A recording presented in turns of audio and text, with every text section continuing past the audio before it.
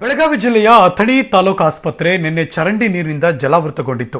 ಧಾರಾಕಾರ ಮಳೆಯ ಕಾರಣದಿಂದ ಚರಂಡಿ ನೀರು ಪ್ರವಾಹದ ರೀತಿಯಲ್ಲಿ ಆಸ್ಪತ್ರೆಗೆ ನುಗ್ಗಿ ಅವಾಂತರವನ್ನೇ ಸೃಷ್ಟಿ ಮಾಡಿತು. ಅದಾದಮೇಲೆ ಪೌರಕಾರ್ಮಿಕರು ಮತ್ತು ಆಸ್ಪತ್ರೆ ಸಿಬ್ಬಂದಿಗಳು ಸೇರಿಕೊಂಡು ನೀರನ್ನು ಖಾಲಿ ಮಾಡಿದ್ರು. ಆಸ್ಪತ್ರೆ ಪಕ್ಕದಲ್ಲೇ ಚರಂಡಿ ಕಟ್ಟಿಕೊಂಡೋದ್ರಿಂದ ನೀರು ಒಳಗೆ ನುಗ್ಗಿತ್ತು. ಕೆಳಮಹಡಿಯಲ್ಲಿ ಹೊರ ರೋಗಿಗಳ ವಿಭಾಗವಿದ್ದ ಕಾರಣ ಏನೂ ದೊಡ್ಡ ಮಟ್ಟದ ಎಫೆಕ್ಟ್ ಆಗಲಿಲ್ಲ. ಆದರೆ ಚರಂಡಿ ನೀರು ನುಗ್ಗಿದ್ದು ಮಾತ್ರ ಒಂದು ರೀತಿ ವಿಪರ್ಯಾಸ, ವಿಚಿತ್ರ. ಎರಡೂ ದೃಶ್ಯಾವಳಿಗಳನ್ನು ನಿಮಗೆ ತೋರಿಸ್ತಾ ಇದ್ದೀವಿ. ಮಳೆ ಅಂದರೆ ಆ ಚರಂಡಿ ನೀರು ಒಳ ನುಗ್ಗಿದಾಗ ಹೇಗಿತ್ತು, ಅದನ್ನು ಕ್ಲಿಯರ್ ಮಾಡಿದ್ಮೇಲೆ ಹೇಗಾಯಿತು, ಎರಡನ್ನೂ ಕೂಡ. ಇದು ಬಂದಿರೋದು ಬೆಳಗಾವಿ ಜಿಲ್ಲೆ ಅಥಣಿ ತಾಲೂಕು ಆಸ್ಪತ್ರೆಯಿಂದ. ಚರಂಡಿ ನೀರು ಅಲ್ಲೇ ಪಕ್ಕ ಚರಂಡಿ ಇದೆಯಂತೆ. ಸೊ ಹಾಗಾಗಿ ಒಂದು ರೀತಿ ಪ್ರವಾಹದ ರೀತಿಯಲ್ಲಿ ಅದು ಆಸ್ಪತ್ರೆ ಒಳಗೆ ನುಗ್ಗು ಬಂತು. ಬಿಕಾಸ್ ಧಾರಾಕಾರ ಮಳೆ ಬಿತ್ತು.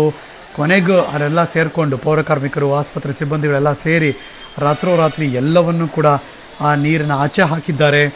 ಪುಣ್ಯಕ್ಕೆ ಕೆಳಗಡೆ ಕೆಳಮಹಡಿಯಲ್ಲಿ ಔಟ್ ಪೇಷಂಟ್ ವಾರ್ಡ್ಗಳು ಮಾತ್ರ ಇದೆ. ಹೀಗಾಗಿ ಇನ್ ಪೇಷಂಟ್ ಯಾರಿದ್ರು, ಟ್ರೀಟ್ಮೆಂಟ್ ಏನಿತ್ತು ಅದೆಲ್ಲ ಮೇಲ್ಗಡೆ ಇದ್ದದ್ರಿಂದ ದೊಡ್ಡ ಮಟ್ಟದ ತೊಂದರೆ ಆಗಲಿಲ್ಲ ಅನ್ನೋ ಮಾಹಿತಿ.